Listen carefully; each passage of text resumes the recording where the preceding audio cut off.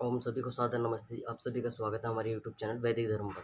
और हम पढ़ रहे हैं शुद्ध वाल्मीकि रामायण, जिसके अंदर अरण्य कांड चल रहा है।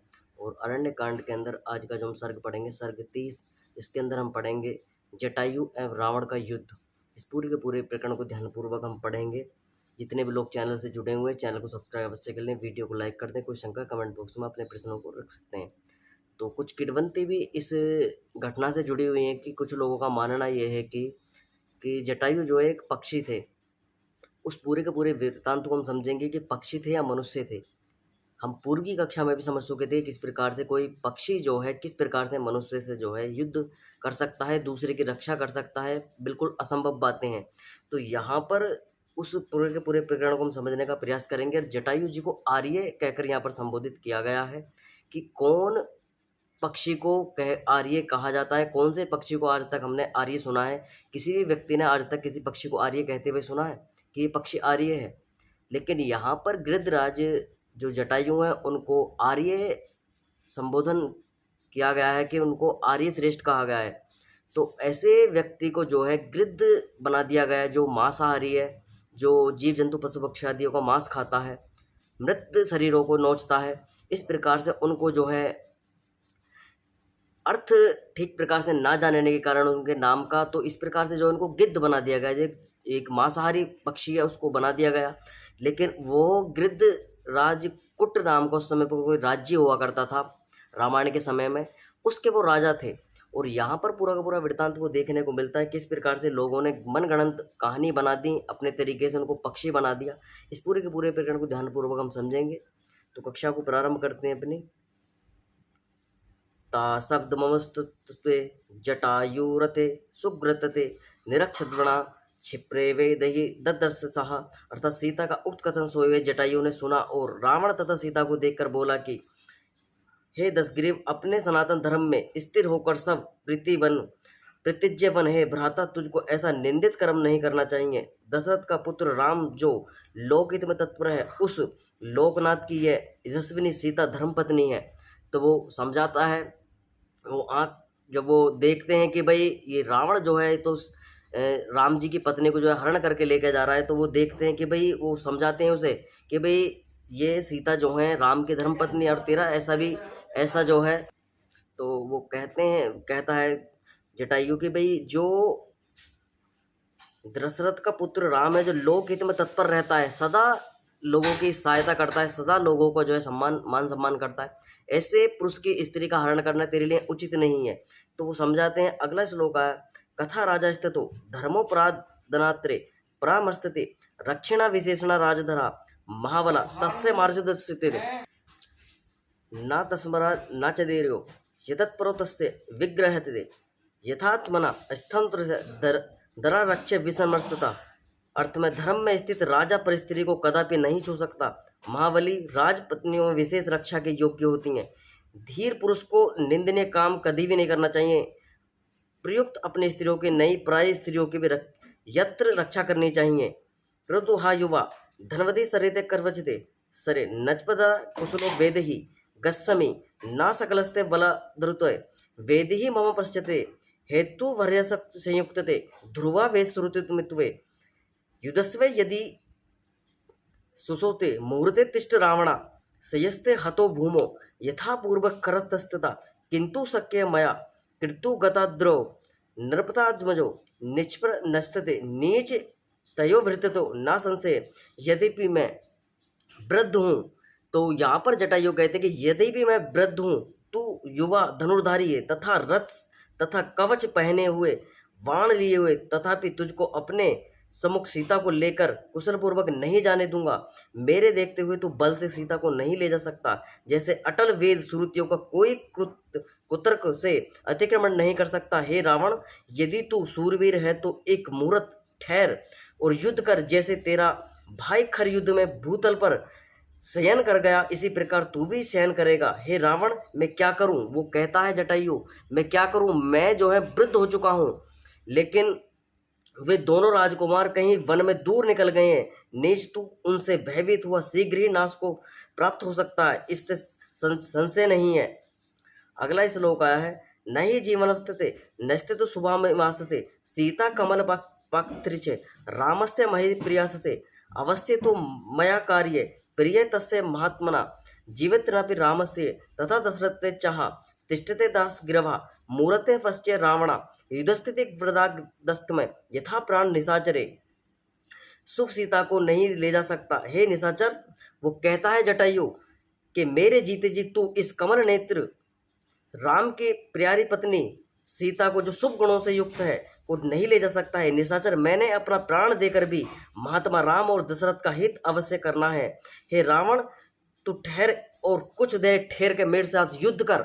और आगे लिखा है, देख हे निशाचर, जब तक मेरे प्राण है तब तक तेरा युद्ध से अतिथि सत्कार करूंगा। इक्तुते क्रोधा ग्रास्ते चन कुंडलः राक्षते इंद्र वर्धते पतंगते माम्र घर्षणा शस्त्रा मुलस्तते यथोस्तमिना महामर्दते भूषभा वाद्यतो यदो गौर्दने यथा तदा गृधराजने किश्या मनो मुहूर्तते अपरस्य पुरस्थितो सनकादप कंपतते हे राक्षसा। तो यहाँ पर रावण जो है क्रुद्ध हो जाता है। रावण कहता है जटायु के उत्कथन को, तो स्वर्ण के कुंडलों को धारण किए हुए रावण सहारता हुआ क्रोध से लाल नेत्र कर उसकी ओर दौड़ा। तब युद्ध में उन दोनों का आकाश में तो वायु से भरे मेघ जो थे, बादल जब वायु से भरे, ऐसा अलंकृत वर्णन यहाँ करा गया। तो मेघों की भांति बड़ी टक्कर हुई। उस समय जटायु के बल से बाहर से केसित हुआ रावण कांप उठा और क्रोध से उसके होष्ठ फड़कने लगे। अर्थात तभी रावण क्रोधातुर हुआ। तो सीता को छोड़कर जो है वो रावण दोनों हाथों से मुक्के आदि बजाने लगता है। तो रावण जो है उसको लात घूंसों से जो है मारने लगता है जटायु को, और गृधराज को मारने लगा। पश्चात उस भयंकर कर्मों वाले राक्षस ने गृधराज के तलवार से दोनों भुजाओं को काट डाला। तो यहाँ पर भुजाएं अब देख सकते हो किस पशु पक्षी, जो पक्षी किसकी भुजाएं होती हैं। तो यहाँ पर देखने को मिलता है कि उसकी दोनों भुजाओं को जो है जटायु की काट दिया जाता है तलवार से, और वह भुजाओं के कट जाने से भूमि पर गिर पड़ा, जिसका जीवन अल्प शेष रह गया। तब वह जटायु को रुधिर से लिपटा हुआ भूमि पर गिरा हुआ देखकर दुखित हुई सीता अपने भाई की भांति उसकी ओर दौड़ी। सातु तारा दीपी मुखी रावण निरक्षित महा गृधराज विनहति बिला विल विलापा सुत लिखिता हया हे कृपा रामा त्रस्तु में संगते श्रेतु विनहतो भूमो माम भाग्य दिग्हंगमः तथा किष्ट भरणा विलंपति मनतत्वता अभ्यवधात वेद ही रावणो राक्षसदीपी। अर्थात वह चंद्रमुखी रावण से गृधराज को हनन किया हुआ देखकर अति दुखित होकर विलाप करने लगी कि हे राम, यह विग्र पुरुष विशेष जटायु जो अपनी, तो यहाँ पर देख रहे हो विद्रम यानी कि जो विशेष पुरुष यहाँ पर संबोधित किया गया है कि सीता जी कह रही हैं कि देखो ये विशेष पुरुष विशेष जटायु जो अपनी परम कृपा से मेरी रक्षा करने के लिए उदित हुआ था, वह मेरे अभाग्य से हत होकर भूमि पर गिर गया है। तब वह राक्षस अधिपति रावण माला और भूषण तोड़कर फेंक देने वाली तथा अनाथ की भांति विलाप करती हुई सीता की ओर दौड़ा। तालात मिवे वेष्टता मिले दृढ़ति महाद्रुमाना मुख में स्थिति बहुसता प्राप्त राक्षसाधुपति कोसंति रामा रामेति रावणा रहिति वने जीवन तत्व केससु जग्राहति कनस्तब्रह प्रधातित्वे वेदः भूवा सच्चराश्रमः अगस्ततमा मर्याददा तम सानदते सर्वतमा सा तु ता रामा रामेति रुदिलक्षणित चह जगमादे चकाससा रावणो राक्षेश्वरा।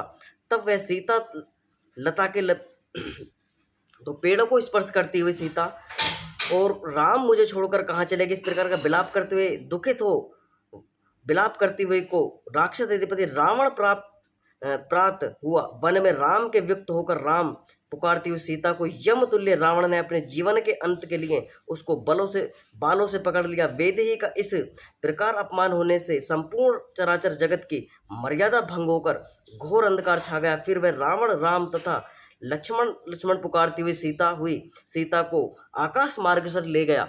तो यहाँ तक जो है ये पूरा का पूरा वृत्तांत आपने सुना किस प्रकार से वो सीता को वहां तक जब रावण से युद्ध होता है तो रथ में लेकर जा रहा था, दूर स्थान पर उसका जो पुष्पक विमान था वो खड़ा हुआ था, तो वहां पर युद्ध करता हुआ दोनों भुजाओं को काट देता है। जब भुजा कट जाती तब कौन व्यक्ति जो है किससे संघर्ष कर सकता है, किससे रक्षा कर सकता है, तब दोनों भुजाएं, दोनों हाथ जो है जटायु के काट दिए जाते हैं। तो विलाप करती हुई सीता को, सीता राम लक्ष्मण पुकारती हुई जो है विलाप करती हुई को आकाश मार्ग से लेकर चल देता है। तो यहाँ पर एक शंका और है, उस शंका को हम पढ़ लेते हैं कि जो लोग ये कहते हैं कि भाई जटायु जो है वो पक्षी था, उसका भी यहाँ पर निवारण यहाँ पर किया गया है शंका का। तो हम पीछे भी एक विशेष हमने पढ़ा था कि पक्षी जो है विद्वान पुरुष को कहा जाता है, तो यहाँ पर भी एक तीक्ष्ण तुंड शब्द का प्रयोग किया गया है। तीक्ष्ण तुंड जो शब्द है ये जो चोंच होती है उसके लिए प्रयोग भी किया जाता है, लेकिन मुख के लिए भी प्रयोग किया गया है। तो यहाँ पे वर्णन भी किया गया, हम पीछे संपूर्ण ये सिद्ध कर रहे हैं कि जटायु पक्षी नहीं था। ये तीक्ष्ण तुंड शब्द से कुछ शंका हो सकती है, कुछ टीकाकारों ने तीक्ष्ण तुंड का अर्थ, तो कुछ जो इतिहासकार है तीक्ष्ण तुंड का जो अर्थ है, तीक्ष्ण तुंड का अर्थ जो है पैनी चोंच वाला क्या है, परंतु यह अर्थ जटायु के लिए प्रयुक्त नहीं है। आर्य विशेषण, तो यहाँ पर आर्य शब्द से जो है जटायु को संबोधित किया गया है, आर्य विशेषण देखकर उपयुक्त नहीं लगता। तुंड का अर्थ चोंच नहीं होता, तुंड का अर्थ मुख भी होता है। तो यहाँ पर स्पष्ट जो है समझाया गया है कि तुंड का अर्थ जो है चोंच नहीं होता, मुख भी होता है। तो ये पूरा का पूरा प्रकरण आपको ध्यानपूर्वक समझ में आया होगा किस प्रकार से हमारे शास्त्रों में, हमारे ग्रंथों में हमारे महापुरुषों को जो है कलंकित किया गया, उनको किसी को पक्षी बना दिया गया, किसी को दुराचारी, किसी को व्यभिचारी, किसी को अत्याचारी, किसी को मांस खाने वाला, तमाम तरह के आक्षेप जो है श्री राम पर भी लगाए गए, उनके जीवन चरित्र पर लगाए, जो पात्र रामायण के अंदर थे उनको भी कलंकित किया गया। अब जटायु जो राजा थे गिरधकुट राज्य के, उनको पक्षी बना दिया गया कि वो जो है पक्षी थे, और जो है अब कौन पक्षी जो है मनुष्य के आवाज़ में जो है बोल सकता है, और कौन इस प्रकार से उसको, अब तोते आदि का उदाहरण लिया जाए तो उनको कुछ बातें समझा दी जाती है, उसको रटता रहता है वो, और कुछ वो बोलता नहीं है अपने तरफ से कि ये है। लेकिन गिद्ध जो है ना किसी प्रकार का वो मनुष्य की भाषा बोल सकता है, वो उसके गुण ही नहीं है मनुष्य की भाषा बोल सके वो, क्योंकि गिद्ध जो है एक जो मांस भक्षण वाला पक्षी है, वो मांस आदि का जो है पान करता है।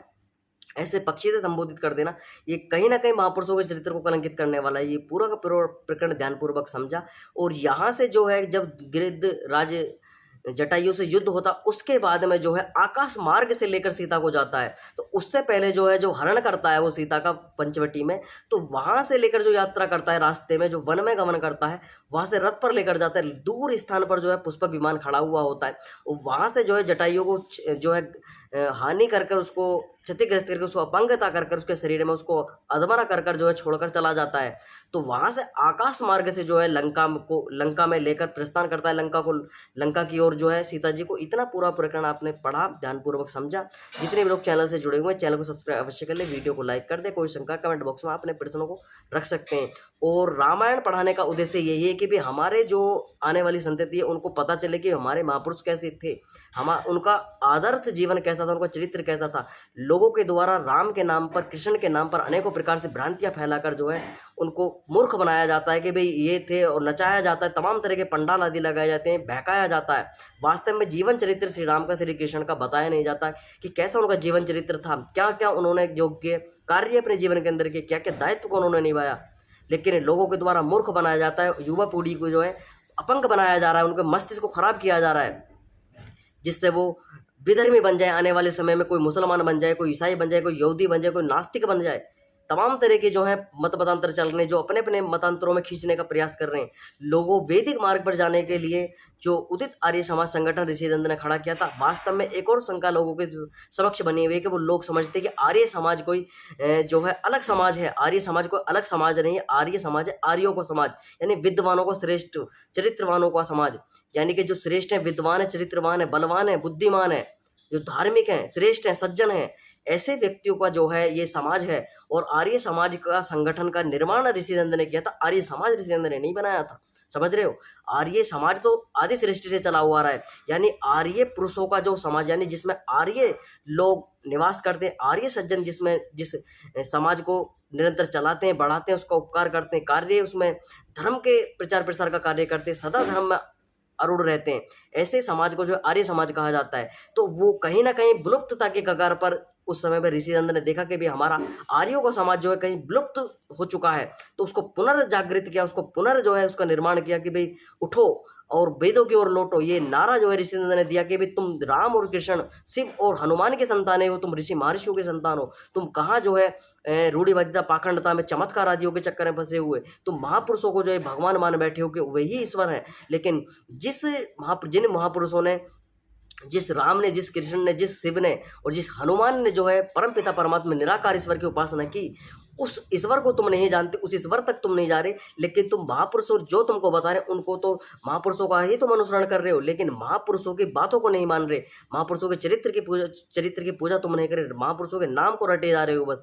लेकिन महापुरुषों के चरित्र को पढ़ना पड़ेगा, हमें महाभारत पढ़नी पड़ेगी, हमें रामायण पढ़नी पड़ेगी, हमें शिव का चरित्र पढ़ना पड़ेगा, हनुमान का चरित्र पढ़ना पड़ेगा, हमें ऋषि महर्षियों से शिक्षा लेनी पड़ेगी, तब जाकर हम अपने आने वाली पीढ़ी को जो है विधर्मी होने से बचा सकते हैं कि वो मुसलमान ना बन जाए, वो नास्तिक ना बन जाए, वो ईसाई ना बन जाए, वो किसी प्रकार की रूढ़िवादिता पाखंडता में ना फंस जाएं। जैसे आजकल लोग जो हैं, नौजवानों को जो है महापुरुषों के नाम पर कि वो तो अपनी सीता को जो है अपनी पत्नी की रक्षा नहीं कर पाए, और जो है श्री कृष्ण जो है वो स्त्रियों का वस्त्र चुराते थे, माखन चुराते थे, चोर थे, और स्त्रियों के साथ दुराचार व्यभिचार करते थे, 16,108 रानियां रखते थे, तमाम तरह के उन पर आक्षेप लगाए जाते हैं।